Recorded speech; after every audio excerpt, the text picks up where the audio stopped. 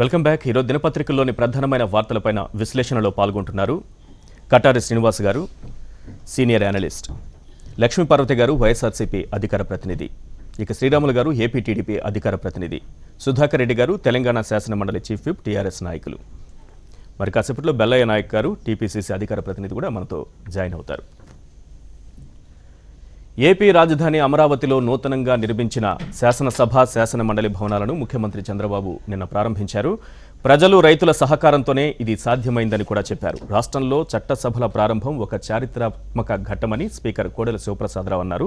మరోవైపు అసెంబ్లీ భవనాల ప్రారంభోత్సవానికి విపక్ష సభ్యులు కూడా వచ్చి ఉంటే బాగుండేదని సీఎం చంద్రబాబు వ్యాఖ్యానించారు. అయితే తమకు ఆహ్వానం లేదని ఫోన్లో మెసేజ్లు పెట్టినా వచ్చేవాళ్లమని వైసీపీ నాయకులు తెలిపారు. పిలువని పేరంటానికి ఎలా వెళతామంటూ ప్రశ్నించారు. కటారి శ్రీనివాస్ గారు, 53లో మద్రాస్ ప్రెసిడెన్సీ నుంచి విడిపోయినప్పుడు అసెంబ్లీ భవనాలు లేదు. 2014లో వెళ్ళిపోయినప్పుడు ఆంధ్రప్రదేశ్కి అసెంబ్లీ భవనం లేదు. ఒక 2.5 ఏళ్లలో 192 రోజుల్లో ఒక నిర్మాణాన్ని చేపట్టి పూర్తి చేసుకొని సొంత అసెంబ్లీ నిర్మించుకొని వెళుతున్న సందర్భం ఇది నిజంగానే చారిత్రాత్మక ఘట్టం, అది కాదనేదేం కాదు. అయితే ఇది ప్రభుత్వం విపక్షాలను ఆహ్వానించలేదు అనేటటువంటి ఆరోపణలు ఒకవైపు వినిపిస్తుంటే, అసెంబ్లీ కార్యదర్శి నుంచి అసెంబ్లీ నుంచి వస్తున్నది ఏంటంటే ఆహ్వానాలు అందరికీ పంపాము అని చెప్తున్నారు, మెసేజ్ల రూపంలో, ఈమెయిల్స్ రూపంలో. ఇది ఆహ్వానం అందినట్టుగా మనం భావించాలా, ఎలా చూడాలి?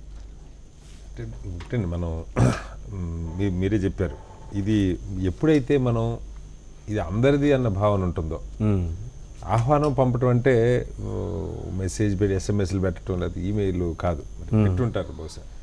కానీ మన కొన్ని సాంప్రదాయాలు అనుకోండి, లేదు కొంత పరస్పరం గౌరవించుకోవటం అనుకోండి, ముఖ్యమంత్రి గారు ప్రతిపక్ష నాయకుడికి లేదంటే స్పీకర్ గారు ముఖ్యమంత్రి గారి కంటే స్పీకర్ గారు ముఖ్యం ఆహ్వానం. ప్రస్తుతం ఆ రోజు ఆ సీట్లు ఎవరు ఉంటారో శివప్రసాద్ గారు ఫోన్ చేసి ఒక మాట ఆహ్వానించడం అన్నది అది కొంచెం ప్రజలకు తెలియటం అన్నది. అంటే ఇది మన అందరిది అన్న భావన. ఇది ఇవాళ మనం ఉండొచ్చు, మేము ఉండొచ్చు, రేపు మీరు ఉండొచ్చు, లేదా ఎల్లుండి ఇంకొకళ్ళు ఉండొచ్చు, తరాల పాటు నిలబడేటువంటి. ఇప్పుడు కొత్త రాష్ట్రం ఏర్పడిన తర్వాత ఒక పండుగ విమర్శించుకోవడానికి మీకు బోల్డెన్ అవకాశాలు ఉంటాయి.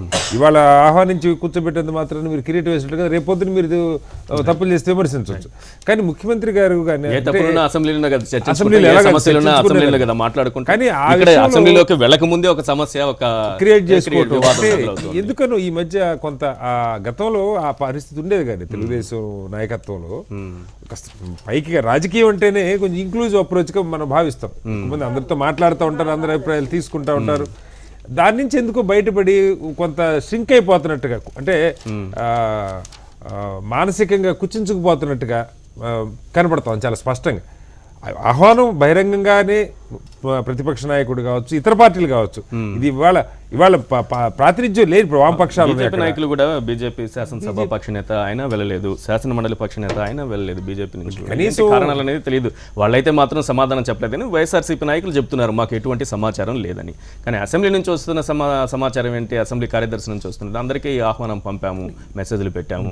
ఈ ధోరణి అయితే మంచిది కాదు. మనకి చాలా స్పష్టంగా ఎవరైనాది ఇవాళ చంద్రబాబు గారు ఉండొచ్చు, రేపు పొద్దున ఇంకొకళ్ళు ఉండొచ్చు. బీజేపీని కూడా ఎందుకు ఆహ్వానించలేదు అనుకోవాలి? ఆహ్వానించలేదని వాళ్ళైతే బహిరంగ ఎక్కడ చెప్పలేదు, కానీ వాళ్ళు వెళ్ళకపోవడాన్ని బట్టి చూస్తే అర్థం అవుతుంది. యూజువల్గా మరి బీజేపీ వాళ్ళు పొత్తులో ఉన్నారు, అధికారాన్ని షేర్ చేసుకుంటున్నారు, మంత్రులు ఉన్నారు, వాళ్ళు వెళ్ళలేదంటే కూడా మనకి దాని ధోరణి అర్థమవుతున్నది కదా. వెళ్ళకుండా ఉండే సమస్య లేదు కదా. మామూలుగా ఏ రకంగా చూసినా కూడా అంటే లోపల అంతర్గత ఇంటర్నల్ గా అవమానాలు ఎదుర్కొంటూ ఉండొచ్చు బీజేపీ. ఎందుకంటే ఎలక్షన్ దగ్గరికి 3 ఏళ్ళు అయిపోయింది.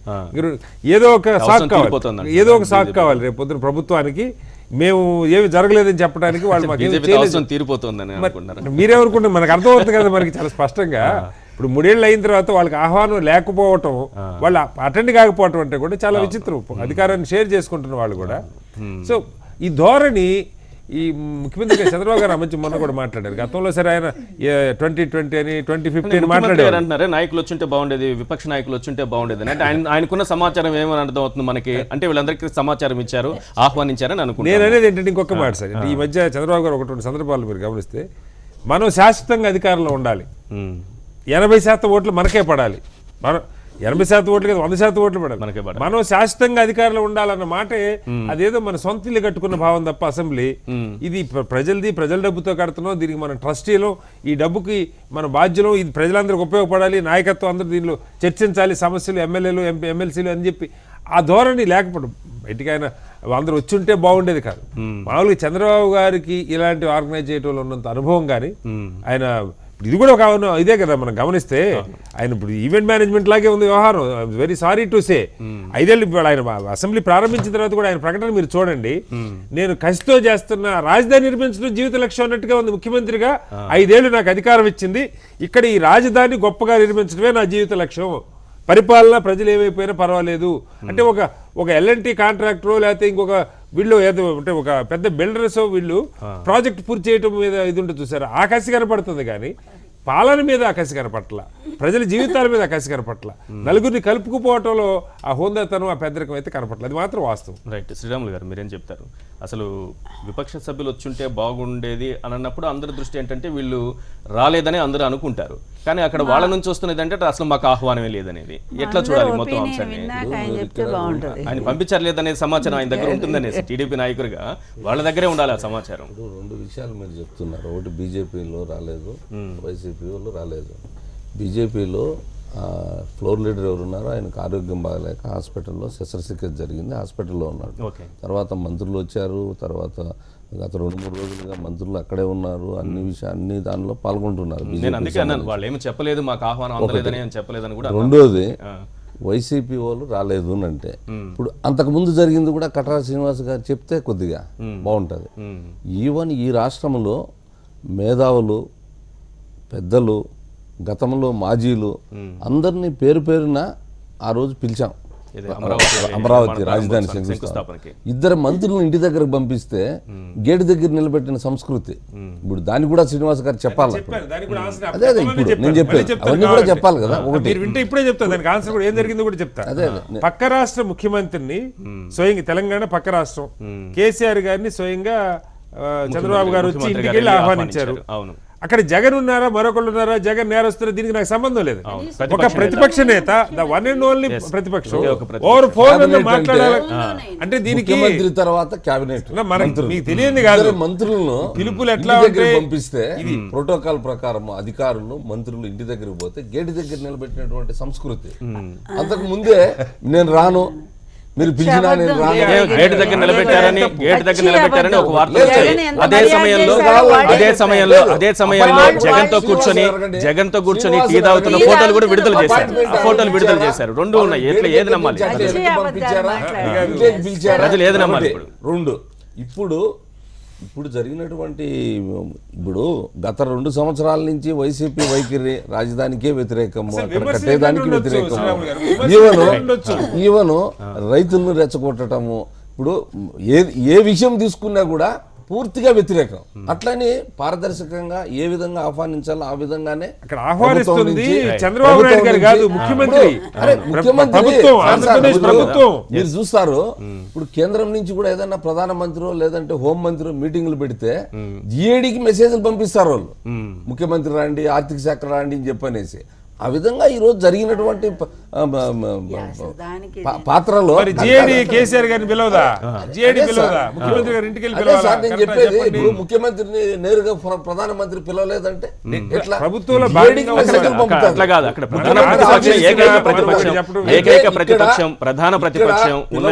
పిలవకూడదని ఉద్దేశం లేదు.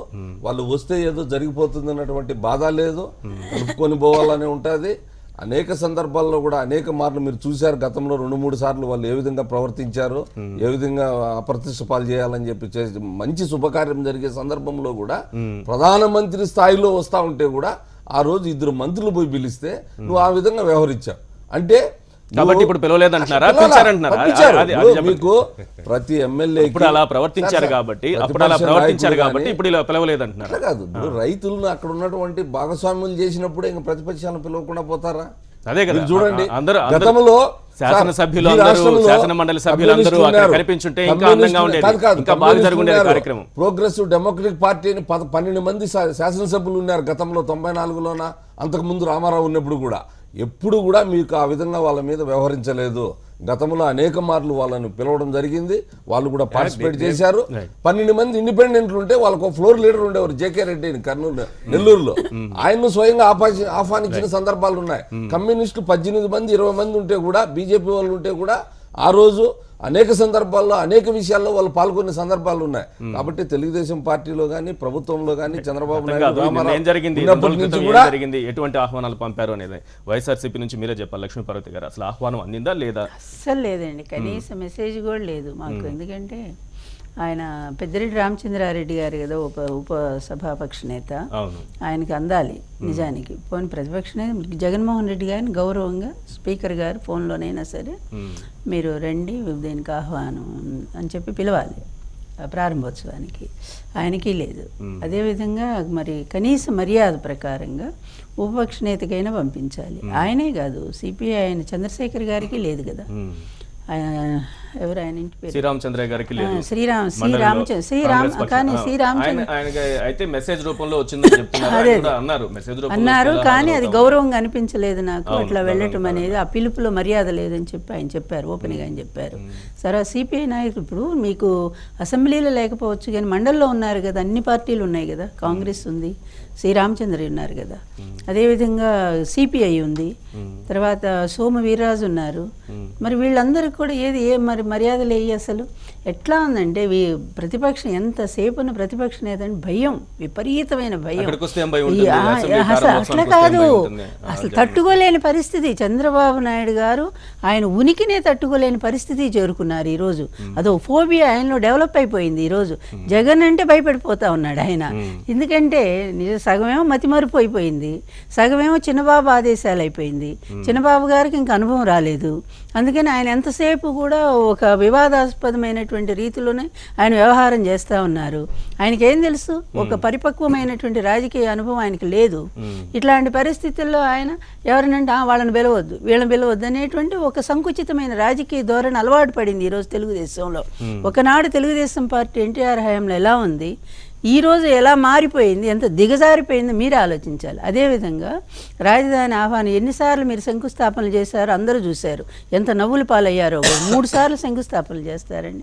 సరే ఒకసారి మీరు పిలిచారు. అంతకుముందే శివరామకృష్ణ కమిటీ రిపోర్ట్ను కంప్లీట్గా కేంద్ర ప్రభుత్వం ఏర్పాటు చేసినటువంటి చాలా అనుభవజ్ఞుడైనటువంటి శివరామకృష్ణ కమిటీ రిపోర్ట్ని పక్కగా పెట్టేసి కనీసం ఇంతమంది ప్రతిపక్ష నేత 67 మంది ఎమ్మెల్యేలు గెలిపించుకున్నారు.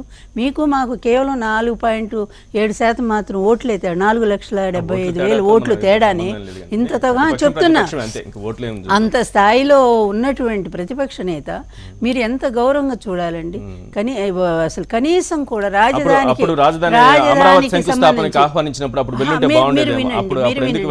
మీరు వినండి, రాజధానికి సంబంధించినటువంటి కమిటీ వేసేటప్పుడు కానీ అసలు దాని మీద నిర్ణయాలు తీసుకునేటప్పుడు కానీ రహస్య జీవోలన్నీ విడుదల చేసేటప్పుడు కానీ ఏనాడు కూడా ప్రతిపక్ష నేతను ఇన్వాల్వ్ చేయను. ఏనాడు 800 ఒక్క నిమిషం అసెంబ్లీలో చర్చ జరిగి ఒక 4 రోజులు చర్చ జరిగితే నాకు అయిష్టంగా అయినా కూడా రాజధాని కావాలి కాబట్టి నేను ఒప్పుకుంటున్నాను, ఆ ప్రాంతంలోనే రాజధానికి మీరు భూసేకరణ చేయండి అని చెప్పి ఒప్పుకొని మరుసటి రోజు నుంచే బండలు వేయటము, వ్యతిరేకించటము, రెచ్చగొట్టటము, ఎమ్మెల్యేలు పంపివ్వటము ఇవన్నీ కూడా చేస్తే చివరకు 36,000 ఎకరాల్లో 2,000 ఎకరాలు మాత్రమే మిగిలింది.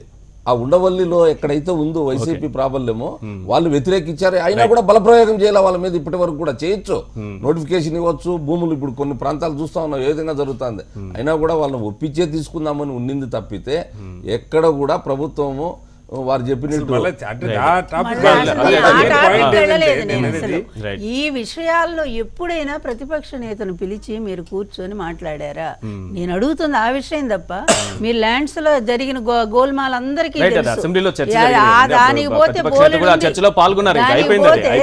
దానికి పోతే అదే ఎస్ఐన్ ల్యాండ్ భూములు కూడా ఏ విధంగా మీ మంత్రులు కొన్నారో మొత్తం మేము చెప్పగలం. అది కాదు పిలవాలండి. ఇప్పుడు రేపటి నుంచి ఎవరండి మీకు ప్రతిపక్ష నేతే కదా అక్కడ మాట్లాడాల్సింది. ఒక పక్క తెలంగాణలో కేవలం శీతాకాల సమావేశాలు 4 రోజులు చాలు నిజానికి, కానీ ఆయన ఎన్ని రోజులు నిర్వహించారు? ఒక్కరోజు సస్పెండ్ చేశారు తప్ప మిగిలిన అన్ని రోజులు మళ్ళా ప్రతిపక్ష సభ్యులతోనే కదా సమావేశాలు సజావుగా జరిపించారు. ఆ మాత్రం మీకు చేత కదా? మొత్తం కూడా ఒక ఆమెనేమో కంప్లీట్ సంవత్సరం మీరు ఆమెని సస్పెండ్ చేసేస్తారు. ఏంటి ఇష్టం వచ్చిన ఇంత నిరంకుశమైన ప్రభుత్వం ప్రభుత్వమా మీ ఇష్టం, నిన్న జరిగింది మీ వాళ్ళు మీ పార్టీ ఎమ్మెల్యేలు మీ కార్యక్రమం మంత్రులు లాగా నోరు నిన్న జారి జరిగింది ఇష్టం ఏమన్నా? వచ్చినట్టు మాట్లాడారు. నిన్న జరిగిన వాళ్ళనేమో పార్టీ సస్పెన్షన్ కార్యక్రమం లేదు. ప్రభుత్వ కార్యక్రమం అనుకుంటున్నారు వైఎస్ఆర్సీపీ. నిన్న జరిగిన కార్యక్రమం నిన్న అసెంబ్లీ 100% వాళ్ళు పార్టీ కార్యక్రమంలానే నిర్వహించుకున్నారు. అంతే తప్ప ప్రభుత్వ కార్యక్రమం అయితే అన్ని ప్రతిపక్షాలు అక్కడ ఉండాలా అది. కానీ నిన్న పార్టీ కార్యక్రమం ఏదో నేనే చేశాను వారు అన్నట్టుగా శ్రీనివాస్ గారు ఆయన సొంత ఇంటి ఆస్తులు ఏదో తీసుకొచ్చి అమ్మేసి పెట్టి తనకు చాలా కష్టపడి కట్టినట్టుగా 750 కోట్లు పెట్టి ఒక అసెంబ్లీ భవనం, అది కూడా టెంపరీనే. అలాగే ఇది ఏది మన కార్యాలయము, మన సచివాలయము దానికి ఒక 800 కోట్లు దానికి ఖర్చు పెట్టారు, అది టెంపరీనే. రేపు భవిష్యత్తు ఏంటో అది అర్థం కావట్లేదు. సరే ఏది ఏమైనా ఎట్లున్నా కూడా ఇంకొక పాయింట్ ఏంటంటే ఈ నాయకులంతా నిజంగా వాళ్ళకి వ్యక్తిగత వైరుధ్యం కూడా కాదు, మరి కుటుంబాల్లో వివాహాలు మరొకటి అయితే శుభ్రంగా చక్కగా ఒకళ్ళొకళ్ళు పిలుచుకుంటారు. ప్రజా సమస్యల మీద పనిచేసేటప్పుడు దాని మీద ఒక్క నిమిషం. ఏపీ బీజేపీ మండలి పక్ష నేత సోమ్ వీర్రాజు గారు మనకు ఫోన్ లైన్ లో ఉన్నారు. వీర్రాజు గారు, నిన్నటి కార్యక్రమంలో మీరు కనిపించలేదు, మీకు ఆహ్వానం అందిందా, వెళ్ళారా, ఏంటి పరిస్థితి? నేను ఇక్కడ గ్రాడ్యుయేట్ సెలక్షన్ లో విశాఖపట్నంలో ఉన్నా అండి. ప్రభుత్వం వైపు నుంచి నాకు ఆహ్వానం అందింది. హలో వీర్రాజు గారు, వినిపిస్తోందా? వినిపిస్తుంది సార్. ప్రభుత్వం వైపు నుంచి నాకు ఆహ్వానం అందింది. నేనైతే గ్రాడ్యుయేట్ కాన్స్టిట్యూన్సీ ఎలక్షన్ లో విశాఖపట్నంలో నుండి రాలేకపోయాను. ఎలాంటి ఆహ్వానం అండి? మామూలుగా మెసేజ్ల రూపంలో వచ్చిందా, మెయిల్స్ రూపంలో వచ్చిందా, స్వయంగా ఎవరైనా ఆహ్వానించారా మిమ్మల్ని? స్వయంగా అసెంబ్లీకి సంబంధించినటువంటి జాయింట్ సెక్రటరీ గారు నాకు వారు ఫోన్ లో మాట్లాడారు. ఫోన్ లో మాట్లాడారా? ఓకే, మాట్లాడారు. ఏం చెప్పారు? ఆహ్వానం ఇలాగా అసెంబ్లీ ముఖ్యమంత్రి గారు ఓపెన్ చేస్తున్నారు, మీరు తప్పకుండా మీరు రావాలి అని వారు అడిగారు. మీరు చెప్పారా ముందే రాలేకపోతున్నానని? రాలేకపోతున్నానని వారితో చెప్పారు. వీర్రాజు గారు, మేము బాధపడుతున్నామండి, మీరు ఎందుకనో మౌనంగా ఉంటున్నారు, మీ మాటల కోసం ఎదురు చూస్తున్నాము. మాట్లాడుతూనే ఉంటాను. మౌనంలో మాట్లాడడంలో కూడా అర్థం ఉంటది. ఎప్పుడు కూడా మౌనం అనేది ఉండదు పనిచేసే వాళ్ళకి. నిరంతరం మాట్లాడుతూనే ఉంటాం, అర్థం చేసుకోవడం ఉంటది అంతే. రైట్. అయితే కొంత మీకైనా ఫోన్లో మాట్లాడారు, మిగతా పక్ష పార్టీలకి, ఇతర ప్రతిపక్ష పార్టీలకు సంబంధించి, ఆ నాయకులకు సంబంధించి కేవలం మెసేజ్ల రూపంలో వెళ్ళింది, లేకపోతే ఈమెయిల్స్ రూపంలో వారికి ఆహ్వానం పలికారనేది. ఇలా ఆహ్వానం పలకడం కరెక్ట్ అని భావిస్తున్నారా? మరి నాకైతే ఫోన్ చేశారు కాబట్టి అందరికి ఫోన్ చేశారని నేను భావిస్తున్నాను. లేదండి, లేదు, అందరికీ వెళ్ళలేదు. శ్రీరామచంద్రయ్య గారికి అయితే మెసేజ్ వెళ్ళిందంటే ఆయన స్వయంగా చెప్పారు, నాకు మెసేజ్ రూపంలో వచ్చింది, ఆహ్వానం నాకు నచ్చలేదు, అందుకే నేను వెళ్ళలేదని ఆయన స్వయంగా చెప్పారు. మరి మిగతా పక్షాలకు కూడా అలాంటిదే ఎదురైందని అనుకుంటున్నారు? ప్రభుత్వ అధికారులు అందరికీ కూడా వ్యక్తిగతంగా ఫోన్ లో మాట్లాడి ఆహ్వానించినటువంటి విషయం. ఈ విషయంలో ముఖ్యమంత్రి గారు కూడా అలాంటి ఇన్స్ట్రక్షన్స్ వాళ్ళందరికీ ఇచ్చుంటారు, వాళ్ళు సరిగా అమలు చేయకుండా ఉంటారని నేను భావిస్తున్నాను. రైట్. ముఖ్యమంత్రి గారు చెప్పినా సరే అమలు చేయలేదని అర్థం అవుతోంది ఇక్కడ, అంతే కదా? నాకైతే ఆహ్వానించారు. ఇది చెప్పండి, మెసేజ్ల రూపంలో ఆహ్వానం పంపడం కరెక్ట్ అని మీరు అనుకుంటున్నారా? అదే కదండి, ఎందుకంటే ఒక మంచి ఘట్టం కదా ఇది.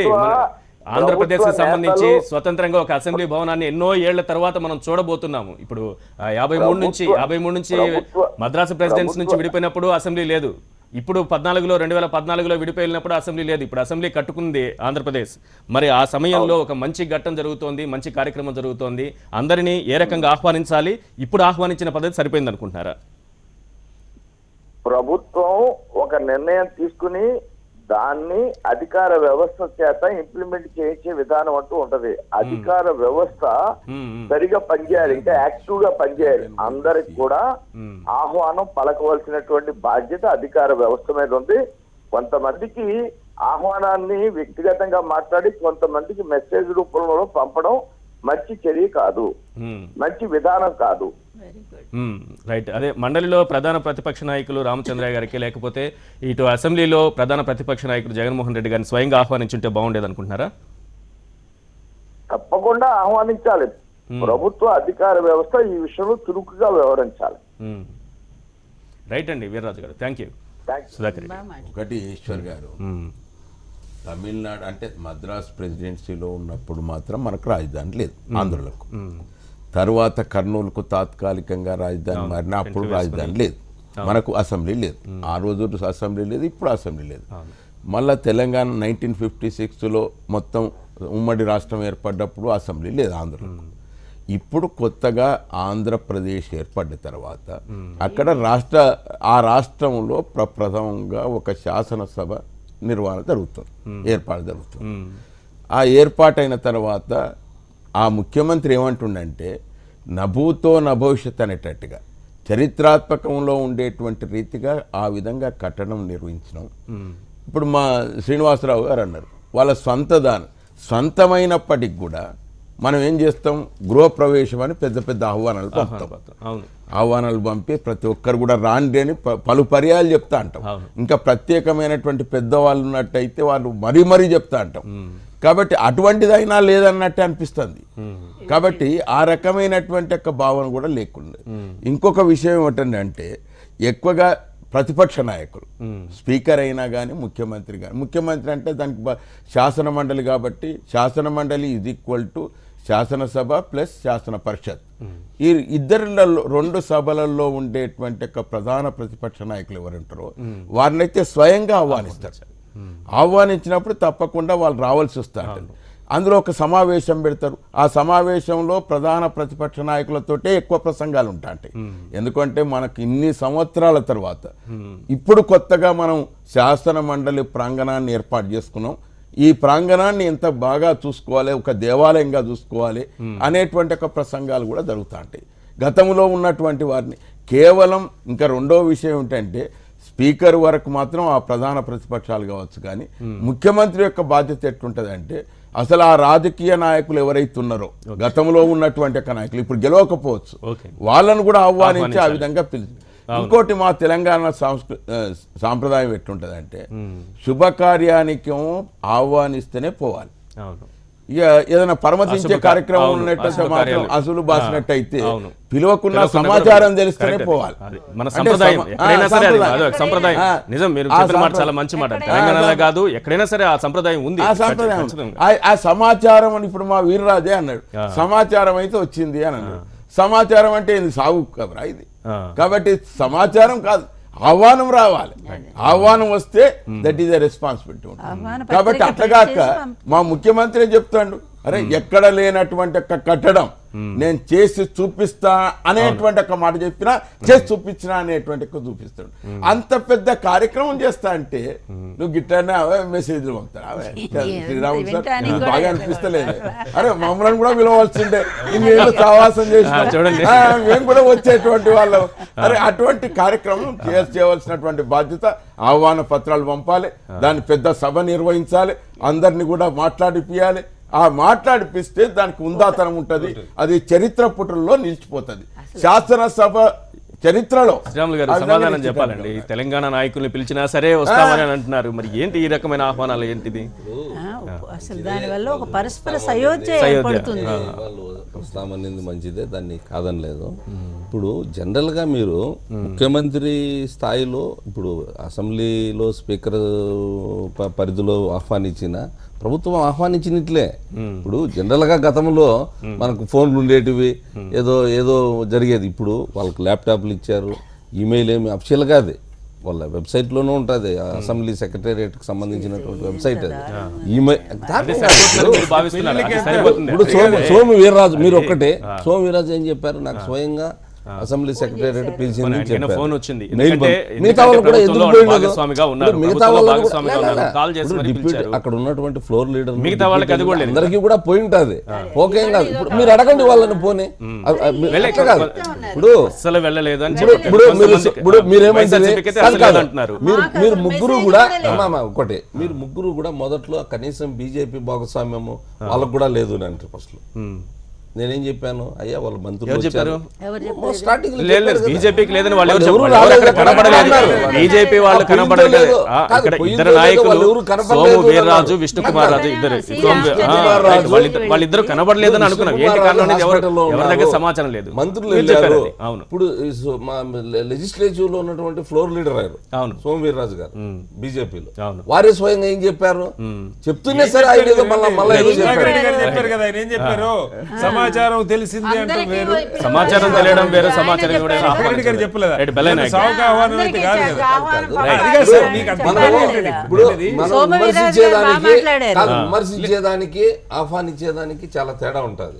మీరు ఏదైనా విమర్శించవచ్చు. ఇప్పుడు మీ ఇప్పుడు ఎట్లుంటదంటే ఆహ్వానంలో ఇట్లా, లోపం ఉండి ఇప్పుడు కాదు, విమర్శించరాదు. ఇప్పుడు అది ఏదో పెద్ద అద్భుతమైన కట్టడము Right. ఏదో అని చెప్పి అట్లా కాదు. మీరే కదా మనకు చెప్పింది. లేదు, అద్భుతమైన లేని కట్టడం దాన్ని అని. మనము మీరు అద్భుతమైన కట్టడం టైం బౌండ్ కాదనుకుంటారా? కట్టడం. మీరు మీరు ముఖ్యమంత్రి గారు చెప్పారు, మాట్లాడలా. మంచి కట్టడం. మీరు చెప్తే దాన్ని ఇప్పుడు ఆయన ఏమన్నాడు, మనము మనం ఒప్పుకొని అసెంబ్లీ తీరాలి లేదు, కదా, వాళ్ళు రాజధాని చెప్పకపోయినా లేదు. సరే మనం ఒప్పుకొని తీరాలి. మంచి తాత్కాలికంగా కట్టడం కూడా ఒప్పుకుందాం, చారిత్రక ఘట్టం అని ఒప్పుకుందాం. తాత్కాలికంగా తప్పే అయినా ఉంది. కూడా టైం బౌండ్ పెట్టి 192 రోజుల్లో మనం నిర్మించుకున్నాము అని చెప్పాడు ఆయన.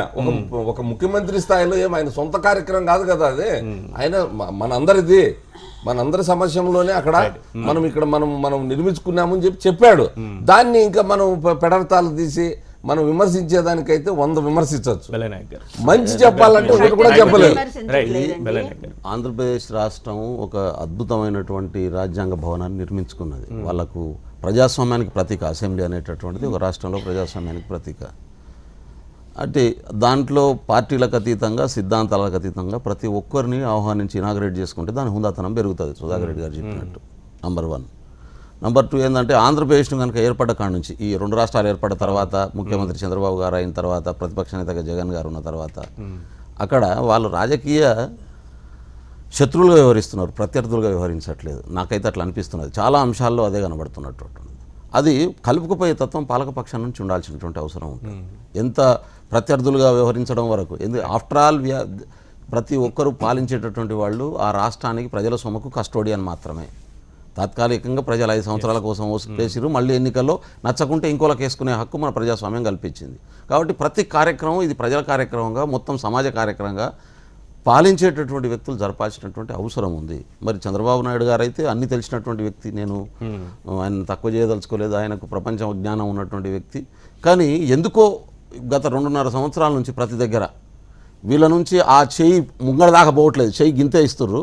వాళ్ళు కూడా గింతే ఇచ్చింది కాబట్టి మేము వస్తలేమని చెప్తారు. 2 వైపుల నుంచి 2 వైపుల నుంచి ఆ లోపం ఉంది, అది సవరించాల్సినటువంటి అవసరం అవుతుంది. నేనైతే బలంగా అది ఫీల్ అవుతున్నా. రెండోది, అది మెల్లమెల్లగా వెనక్కి వెళ్ళిపోయిన పరిస్థితి ఉంది.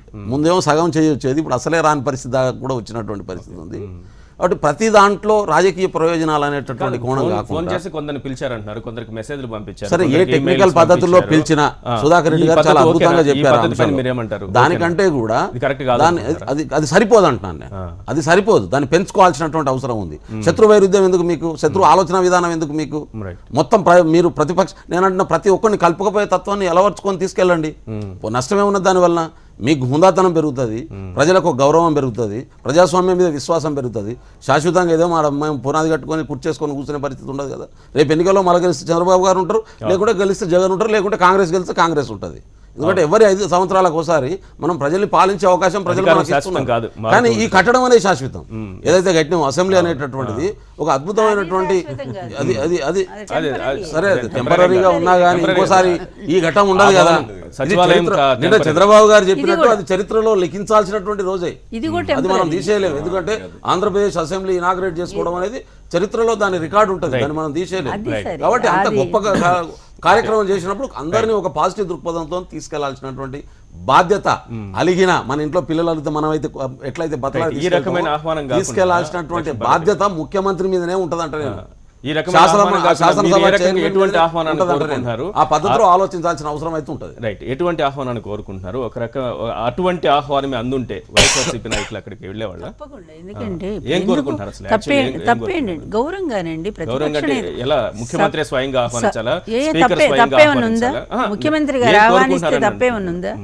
ఎందుకంటే అది అందరికీ సంబంధించినటువంటిది. ప్రజల కోసం ఆంధ్రప్రదేశ్ రాష్ట్రం మొదటిసారిగా నిర్మించుకున్నటువంటి అసెంబ్లీ భవనానికి అందరూ రావాలి. అదొక శుభం కూడా, నిజంగా కూడా. ఆ విధంగా చూసినా కూడా, సెంటిమెంట్తో చూసినా అట్లాంటి కార్యక్రమానికి ముఖ్యమంత్రి గారు ఫోన్ చేసి జగన్మోహన్ రెడ్డి గారికి మీరు రండి అని చెప్పి ఆహ్వానిస్తే ఆయన గౌరవం ఎంత పెరిగేదండి. లేదు, ఆయన చేయలేదనుకోండి, కనీసం స్పీకర్ కోడెల గారు ఉన్నారు, ఆయన చెప్పొచ్చుగా ఆయన ఇట్లా ఎందుకంటే స్పీకర్ ప్రతిపక్ష తరపునే కదా, కార్యదర్శి స్పీకరే కదా, స్పీకర్ తరపునే కదా, కార్యదర్శి పిలుస్తారు. స్పీకర్ తరపునే కదా. ఆ స్పీకర్ అయినా సరే, కార్యదర్శి కదా ఇప్పుడు పిలిచారు అంటున్నాను. ఆ స్పీకర్ అయినా సరే ఫోన్ చేసి జగన్మోహన్ రెడ్డి ఎందుకు మాట్లాడుకుంటుంటారు కదా. ఇప్పుడు వాళ్ళు మాట్లాడుకోకపోతే వాళ్ళకిగా ఉంది అదే సమస్య. ఇప్పుడు నేను లక్ష్మీపార్వతి గారు ఇప్పుడు కార్యదర్శి పిలిచిన అనుకుందాం, కార్యదర్శి పిలిస్తే ఏంది అప్పుడు చంద్రబాబు నాయుడు సిగ్గుతలో తలంచుకోవాల్సిన పరిస్థితి వచ్చేది కదా. నేను పిలవలేకపోయానే, నేను పిలవాల్సి ఉండే అనేటటువంటి ఫీలింగ్ వచ్చేది కదా. అంటే అట్లా ఆ పరిస్థితి రావాలి కదా, మనం రెండు వైపులు అది ఉండాలి. పిలవలా, ఎవరు పిలవలేదు. అసలు పిలవకపోవడం అనేది మరీ అన్యాయం. దాన్ని బట్టి ఏమర్థం అవుతుంది మీకు? రామచంద్రరావు గారు ఏకపక్షంగా మాకు అసలు ఈ రాష్ట్రంలో మేము తప్ప ఎవరూ లేరు. కాదు, ఒకటి అంతా మా సొంతము, మేమే అంతా చేసుకుంటాము, మాకెవరితో పని లేదు అన్నట్టు అక్కడ కనిపిస్తా ఉంది. ఇప్పుడు సిపిఐ వాళ్ళని పిలిచారో లేదు ఒకసారి కనుక్కోండి. వాళ్ళకి ఒకళ్ళు ఉన్నారు కదా, చంద్రశేఖర్ గారిని ఒకళ్ళు ఉన్నారు కదా, ఆయన పిలవలేదు.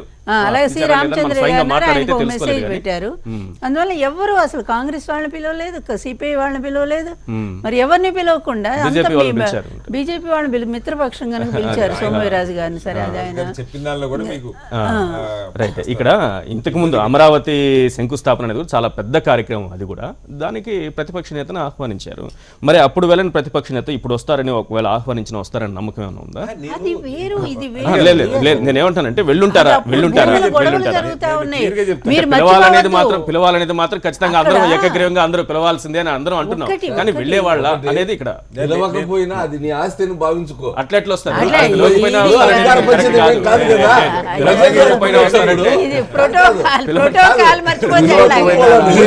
ఒక మాట చెప్పండి, పిలవని పెళ్లికి మీరు ఎప్పుడైనా వెళ్ళారా?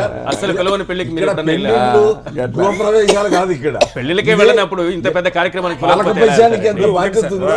ప్రతిపక్షానికి కూడా. ఇప్పుడు రాజధాని మార్చేస్తా, ఈ బిల్డింగ్ కూలగొట్టేస్తా, ఈ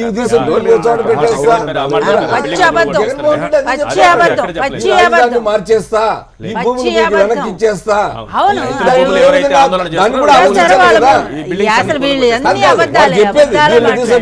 నేను దొరకంలో పెడతా అనేక సందర్భాలు. నేను అబద్ధం చెప్తే కనుక నేను సారీ చెప్తా. జగన్మోహన్ రెడ్డి కనుక తీసుకుపోయి నేను వేరే చోట పెట్టేస్తా అంటే దాని అర్థమేమి? ఈ వేస్ట్ అయినట్టే కదా.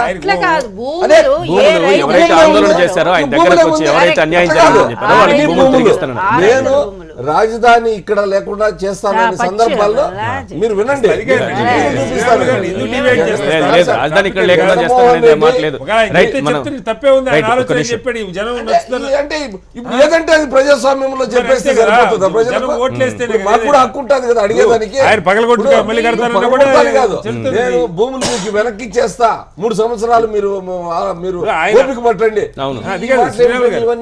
ఇవన్నీ కూడా ఒక అధికారులకు వచ్చి ఒకవేళ ఇది నాకు చల్లదంటే అది మన కథ. ఆపుతామా? ఆపలేరు కదా.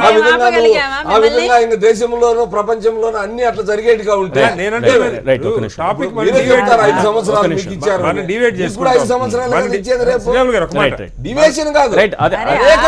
ఇక్కడ ఆహ్వానం అందిందా, ఎందుకు వెళ్ళలేదు? అందితే ఎందుకు వెళ్ళలేదు? అసలు పంపించారా లేదా? అసలు పంపించారా లేదా? పంపించుకున్నానే రాలేదని ఎందుకు అన్నారు? ఇది మనం మాట్లాడుతున్నాం. ఆహ్వానం పంపించారా లేదా? ఒకటే ఇక్కడ మనం మాట్లాడుతున్నాం. ఒక సెకండ్ శ్రీరాములు గారు, ఒక నిమిషం. అసెంబ్లీ భవనాల ప్రారంభోత్సవ కార్యక్రమానికి విపక్షాలకు ఆహ్వానం పంపారా లేదా అనేది ఒకటి. పంపినా కూడా విపక్షాలు రాలేదా రెండవది. పంపకుండానే ముఖ్యమంత్రి వీరు ఎందుకు రాలేదు, వచ్చుంటే బాగుండేదని వ్యాఖ్యలు చేశారా అనేది ఈ 3 పాయింట్లు మనం చర్చించుకు. రాజధాని భూములు వెనక్కి ఇచ్చేస్తున్నారా, జగన్ సీఎం అయిన తర్వాత ఏం చేస్తారు, ఇవి కాదు కదా. ఇప్పుడు మైండ్ సెట్, ఆయన మైండ్ సెట్ ఎట్లుందంటే చంద్రబాబుయే ముఖ్యమంత్రి కాదు ఈ రాష్ట్రానికి, నేనే ముఖ్యమంత్రి. ఇప్పుడు అనేక సందర్భాల్లో చెప్తా ఉన్నాడు కదా. చెప్పాడు ఒక ఐఏఎస్ ఐపీఎస్ డాక్టర్లను మైండ్ సెట్ చూసుకొని మీరు అదే ఫాలో అవుతారు. మేము ఆహ్వానించమంటే ఎట్లా కరెక్ట్ చెప్పండి. ఓకే, జగన్ మైండ్ సెట్ మీకు నచ్చలేదు, మీరు ఆయన ఆహ్వానించడంలో తప్పేంది. మీ మైండ్ సెట్ మార్చుకోండి, జగన్ మైండ్ సెట్ మీకు నచ్చలేదు, మీ మైండ్ సెట్ మార్చుకుని ఆహ్వానించండి, స్వయంగా ఆహ్వానించండి, తప్పే ఉంది. ఇంకా చెప్పుకోవడానికి బాగుండేది కదా.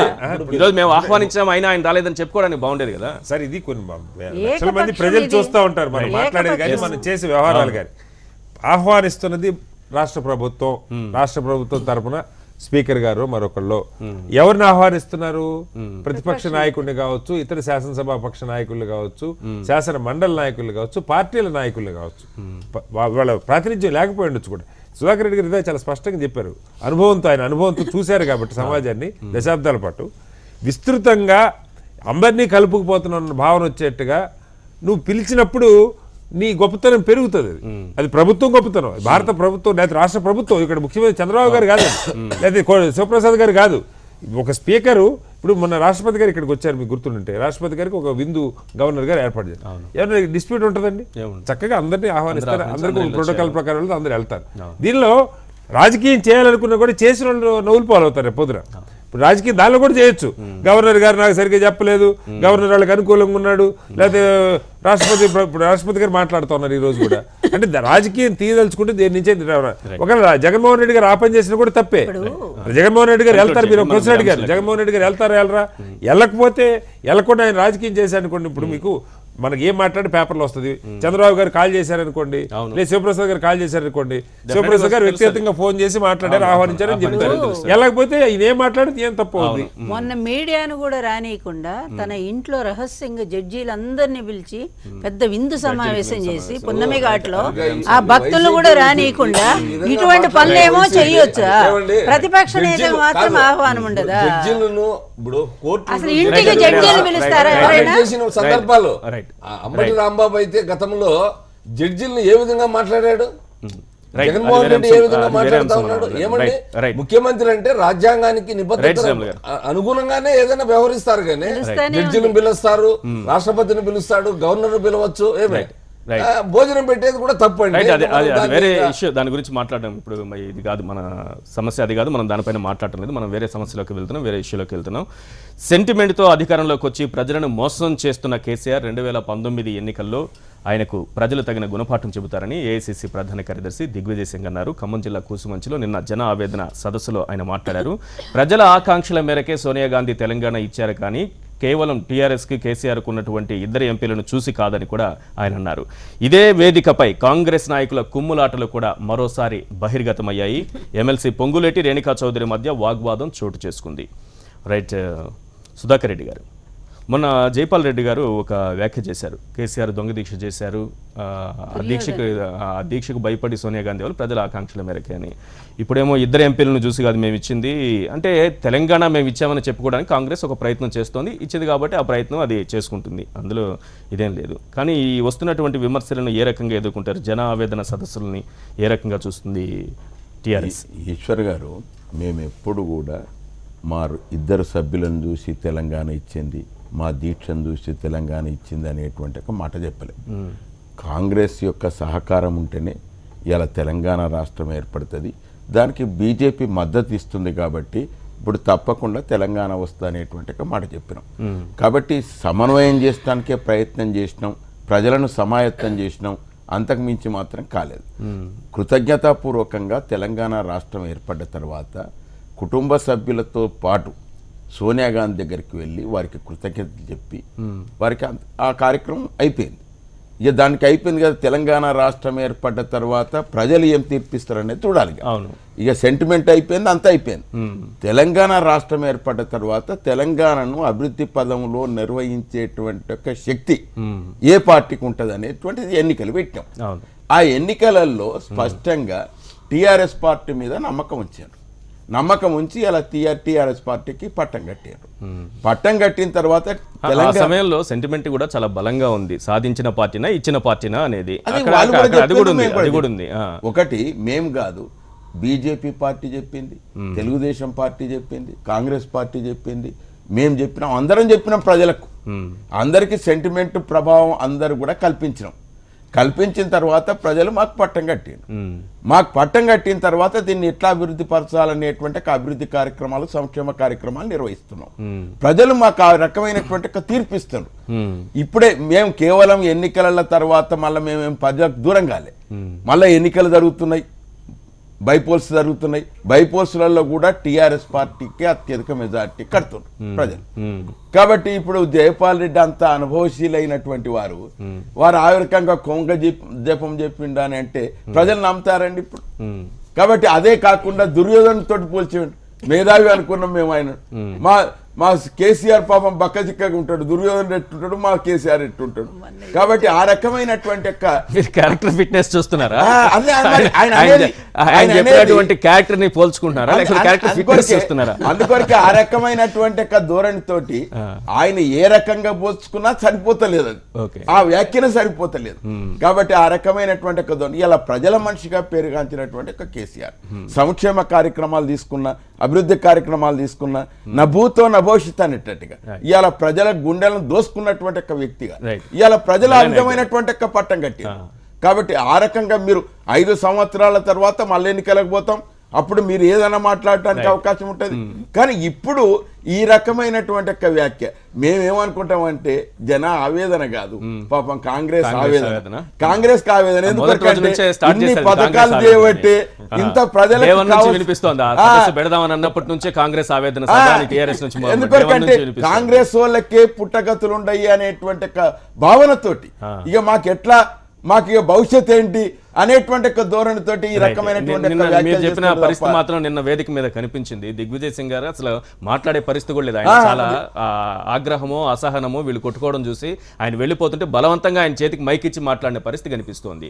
ఇది కాంగ్రెస్ ఆవేదన సభగా మారిపోతోంది. మీరు ఇంక ప్రభుత్వాన్ని ఏం విమర్శిస్తారు? ఇప్పుడు 2 అంశాలు దీంట్లో చాలా కీలకం అండి. నిన్న దిగ్విజయ్ సింగ్ గారు మాట్లాడింది కానీ, అంతకుముందు జైపాల్ రెడ్డి గారు చెప్పింది కానీ, తెలంగాణ ఉద్యమంలో సమాజానికి ఒక పార్శ్వమే తెలుసు, బయట మీలాంటి మేధావులకు కూడా ఒక పార్శ్వమే తెలుసు. తెలంగాణ ఉద్యమంలో ఇంకో పార్శ్వం ఉంది. తెలంగాణ ఉద్యమంలో రాజకీయ పార్టీలు, ప్రజా సంఘాలు, కుల సంఘాలు, సామాజిక సమాజం, పౌర సమాజం ఈ అన్ని సమన్వయంతో పనిచేసినాయి. రాజకీయ పార్టీలు మొత్తం కలిస్తే 20% కంటే ఎక్కువ లేదు వాళ్ళ పార్టీ పాత్ర. అది టీఆర్ఎస్ కావచ్చు, కాంగ్రెస్ కావచ్చు, తెలుగుదేశం పార్టీ లెటర్ చేయడం కావచ్చు, వైఎస్ఆర్ పార్టీ సపోర్ట్ చేయడం కావచ్చు, బీజేపీ పూర్తి స్థాయిలో ఇన్వాల్వ్ కావడం కావచ్చు, మొత్తం రాజకీయ పార్టీల పాత్ర ఇంక్లూడింగ్ కాంగ్రెస్, నేను కాంగ్రెస్ వాదిగానే చెప్తున్నా, 25% ఉంటే కేంద్రాన్ని కన్విన్స్ చేయడంలో 75% ఇక్కడ పోరాటం ద్వారా జరిగినటువంటి పరిస్థితి. ఈ 75%ను కన్విన్స్ అయిన తర్వాతనే కేంద్ర ప్రభుత్వం, ప్రధానంగా కాంగ్రెస్ అటు బీజేపీ, ఈ ప్రధానమైనటువంటి పార్టీలు ఒక నిర్ణయం తీసుకున్న తర్వాత రాష్ట్రం వచ్చింది. అయితే ఈ వచ్చిన తర్వాత జరుగుతున్నటువంటి పరిణామం ఏంటంటే దీంట్లో 2 హామీలు ఇవ్వబడ్డాయి. ఎందుకంటే తెలంగాణ ఉద్యమం 96లో ప్రారంభించినటువంటి వాళ్ళలో నేను నా ఉద్యోగానికి రాజీనామా చేసి ఇంజనీర్ పోస్టుకు కాబట్టి చెప్తున్నాను. 96 నుంచి 2001లో టీఆర్ఎస్ పార్టీ వచ్చింది. 2000 సంవత్సరంలో కాంగ్రెస్ 43 మంది ఎమ్మెల్యేలు సంతకాలు పెట్టి సోనియా గాంధీకి ఇచ్చినప్పుడు ప్రతిపక్ష నాయకురాలుగా ఆ రోజు ఉన్న ప్రభుత్వానికి ఆమె లేఖ రాసిన తర్వాత ఒక కదలిక కేంద్రంలో వచ్చినటువంటి పరిస్థితి కూడా మనం గమనించాలి. కాబట్టి ఈ వచ్చిన తర్వాత వచ్చినటువంటి దాంట్లో పేటెంట్ రైట్ నేనే తెచ్చినా అని చెప్పి కేసీఆరే తెచ్చిండు అని చెప్పి మా సుధాకర్ రెడ్డి ఇవాళ మాట్లాడుతున్నది వేరు, రోజు టీఆర్ఎస్ నాయకులు మాట్లాడుతున్నది వేరు. నంబర్ 1. నంబర్ 2 సుధాకర్ రెడ్డి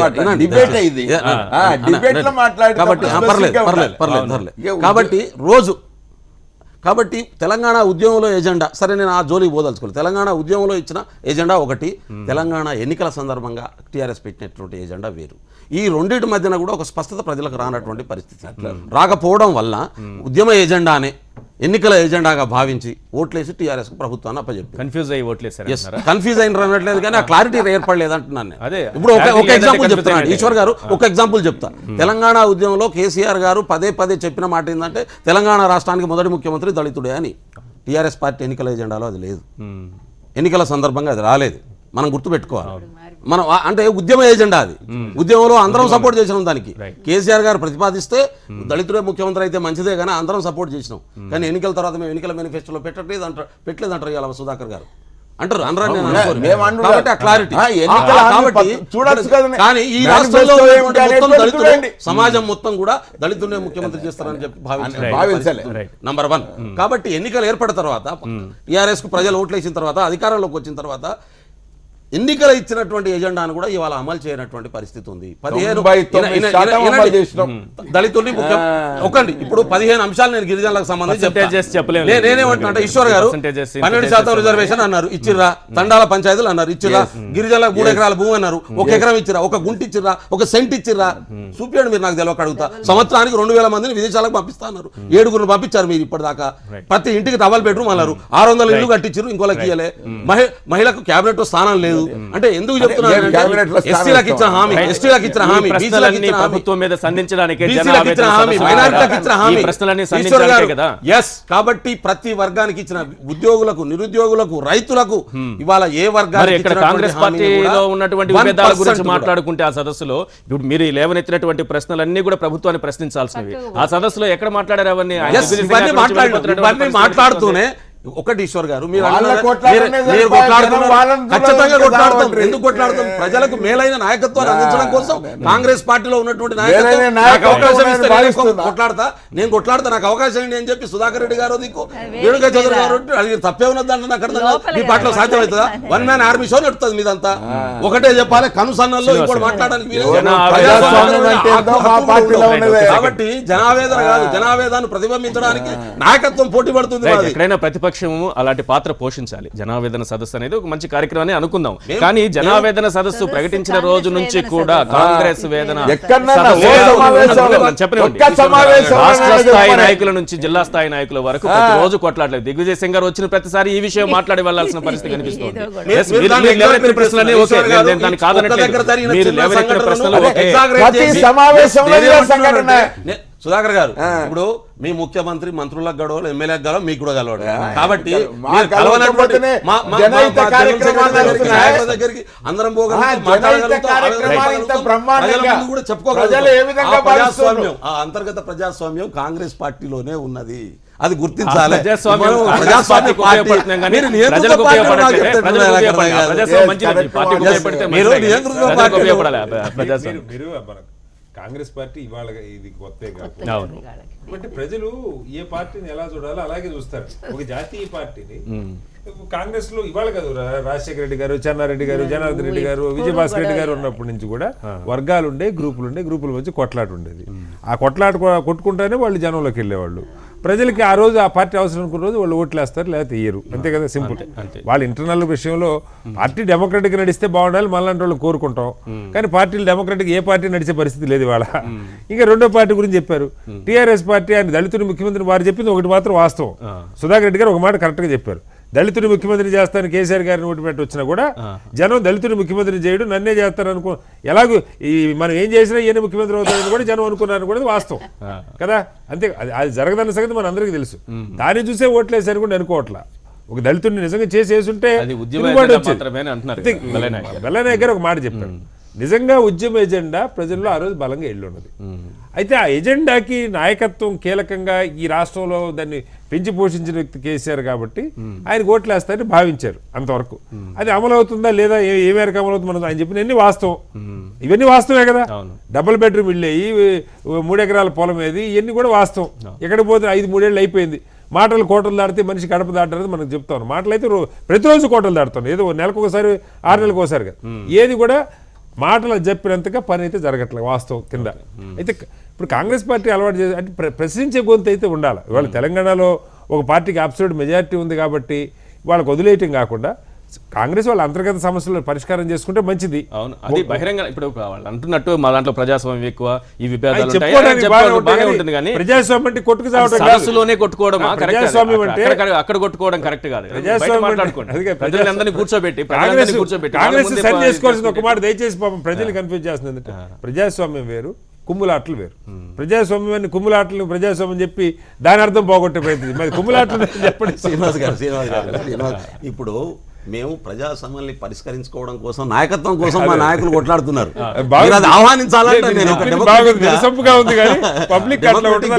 ప్రజల సమస్యల మీద నాయకత్వం వహించడానికి నాకు అవకాశం కావాలని ఒకళ్ళు, నాకు అవకాశం కావాలని అడగడంలో తప్పలేదు. అడిగే అవకాశం అడిగే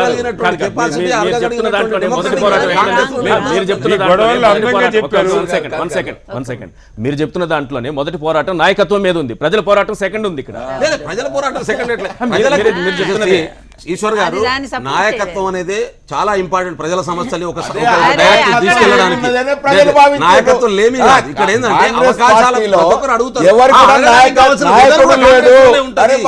అది టీఆర్ఎస్ లో, తెలుగుదేశంలో, ఇంకో పార్టీలో ఆ వెదర్ ఉండదు. కనీసం అడగగలిగిన వెదర్ కూడా ఉండదు. అది మనం గమనించాలి.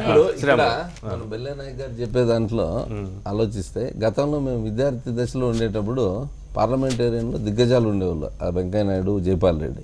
వాళ్ళు ఎక్కడ బహిరంగ సభలు పెట్టినా కూడా Congress party RTC bus stand లాంటిది, దానికి తలుపులు ఉండవు, కిటికీలు ఉండవు, వాకిళ్ళు ఉండవు, కమర్స్ కమింగ్ గోయర్స్ గోయింగ్, వచ్చేవాళ్ళు రావచ్చు పోయేవాళ్ళు పోవచ్చు అని చెప్పేవాళ్ళు. ఇప్పుడు అది ఏమంటే అప్పుడు మీడియా తక్కువ, ఇప్పుడు ఎక్కువైంది. ఇప్పుడు వచ్చేవాళ్ళు రావచ్చు పోయేవాళ్ళు పోవచ్చు కానీ స్టీరింగ్ కోసం కొట్లాడుకుంటున్నారు. అది దానికి స్టీరింగ్ కోసం కోమిరెడ్డి వెంకటరెడ్డి ఒక మాట మాట్లాడతాడు, జానారెడ్డి ఒకటి మాట్లాడతాడు, ఇక్కడ బెల్లే నాయక్ ఒకటి మాట్లాడతాడు.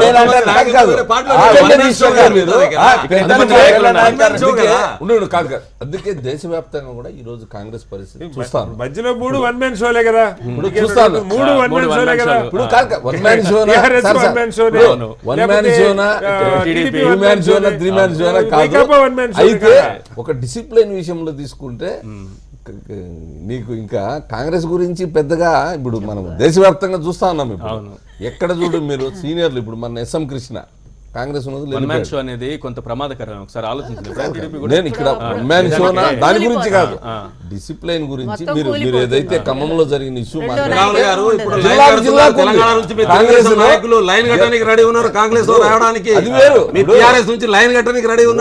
దేశవ్యాప్తంగా చాలా మంది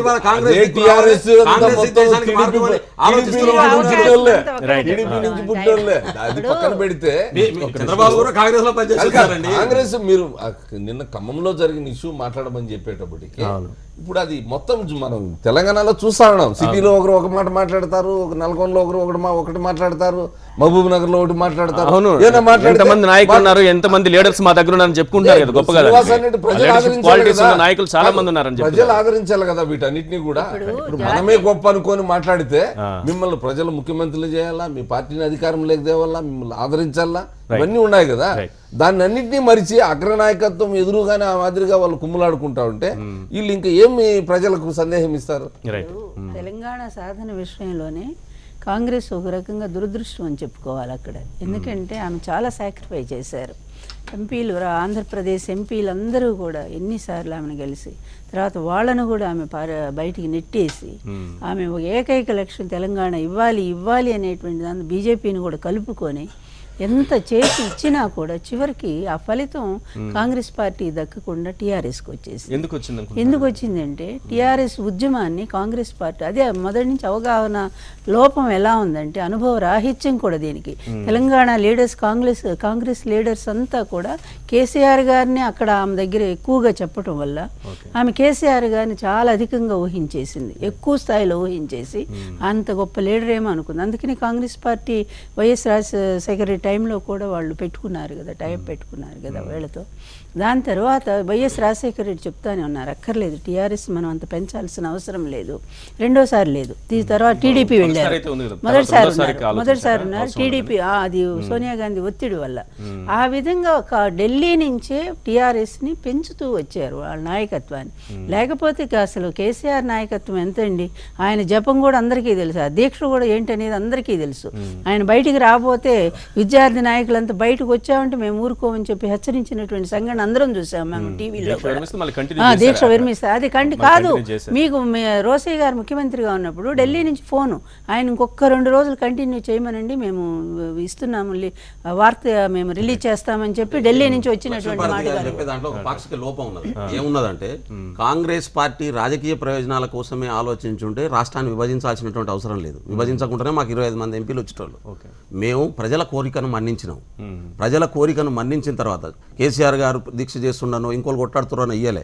ఇక్కడ విద్యార్థుల ఆత్మహత్యలు జరుగుతున్న తర్వాత ఆపాలని నిర్ణయం ఒక తల్లిగా లక్ష్మీభారతి గారు దయచేసి ఒక తల్లిగా సోనియా గాంధీ గారు కన్విన్స్ అయిన తర్వాతనే ఎట్టి పరిస్థితుల్లో ప్రజలు ఇంతమంది చావులు ఆపాల్సినటువంటి బాధ్యత ఉన్నదని నిర్ణయం తీసుకున్న తర్వాత ఖచ్చితంగా ఈ రాష్ట్రాన్ని ఇవ్వాలని మా ఎజెండాలో భాగంగా రాజకీయ ప్రయోజనాలని పక్కన పెట్టి 2 రాష్ట్రాల్లో వీళ్ళు పంపించారు. ఇక్కడ నుంచి ఒక డెలిగేషన్, నేను చెప్తున్నాను ఇవాళ ఒక డెలిగేషన్ పంపించారు సోనియా గాంధీ దగ్గరికి. మేము చాలా సపోర్ట్ చేస్తాం, ఇదే చంద్రబాబు నాయుడు గారు వార్తగా చెప్పమని చెప్పి పంపించారు. ఆంధ్రప్రదేశ్లో ఉన్న అన్ని ప్రతిపక్ష నాయకుల వార్తగా చెప్పమన్నారు, 25 ఎంపీలు ఇస్తామని చెప్పి. ఆమె ఒకటే అన్నది, మేము రాజకీయ ప్రయోజనాలను కోరుకోవట్లేదు, మాకు ప్రజలు చావులు ఆపాల్సిన బాధ్యత నా మీద ఉంది, ఒక తల్లిగా నాకు తెలిసి ఎట్లుంటుందో అని చెప్పి ఈ రాష్ట్రాన్ని 2 పక్కల రాష్ట్రంలో కాంగ్రెస్ రాకున్నా పర్లేదని చెప్పి రాష్ట్రాన్ని ఇచ్చిన సందర్భాన్ని మనం గుర్తించాలి. చివరిగా ఈశ్వర్ గారు, నేను ఒకటే కోరేది, వీళ్ళ అన్ని మాటలకు ఒప్పుకుంటాం, వాళ్ళ దాంట్లో నాయకులు ఉన్నారు, బహునాయకత్వం ఉన్నది. కాబట్టి ప్రజలు ఏం భావించారంటే బహునాయకత్వం పనికిరాదు తెలంగాణ రాష్ట్రం. రాష్ట్రానికి ఒక నాయకుడు కావాలి. ఇది అరాచకత్వం కావాలి, నియంతృత్వం కావాలి, ఈ రాచరికం కావాలని కోరుకున్నారా ప్రజలు? రాచరికం కావాలని నేను కోరుకున్నారా? బహుళ నాయకత్వం వద్దనని మీరందరూ కూడా నాకు ముఖ్యమంత్రి కావాలని పోయినరు. ఇక్కడ కాబట్టి ముఖ్యమంత్రి ఇంత ఎవరైనా కొట్లాడుతా స్పష్టంగా అంటే, కనిపిస్తున్నారు. ఓ కేసీఆర్ కాంగ్రెస్ అయితేనే పార్టీలో నాయకుడు అనే దళితులు ఒక చెప్పుకుంటే భావన మెడ కూడా ప్రజల్లో నరుకుతా అన్నారు మరి కేసీఆర్ గారు. అంతకంటే బహుళ అంతకంటే నాయకత్వం అబద్ధాలు ప్రజలు యాక్సెప్ట్ వద్దనంటలేను. చేస్తారందా? ఇప్పుడు మా సుధాకర్ రెడ్డి కేసీఆర్ గారు అన్నట్టు ప్రజలు యాక్సెప్ట్ సుధాకర్ రెడ్డి చేస్తారు. అన్న ఏకనాయకత్వము కేసీఆర్ అంటే 62 సీట్లు ఎందుకు ఏకనాయకత్వం ఇచ్చారు? అంటే 119 సీట్లు ఉండేటప్పుడు కాదు. 62 సీట్లు ఎందుకు ఇచ్చారు ఆ రోజు? అయినా అన్ని ప్రజల సీట్లు అందరికీ అర్ధ ఎక్కడ భాగము అందువరకు ఉత్తరపక్షాలు రెండవ- కదా. రెండో విషయం ఉంటుంది. తరువాత కాలక్రమంలో నువ్వు ఏదో శ్యామ్ గారు, చేయించావు మా కానీ శ్రీనివాసరావు గారు అన్నట్టుగా మాకు ఉండేటువంటి ఒక ట్యాక్స్ 3 అండి, నీళ్లు నిధులు నియామకాలు.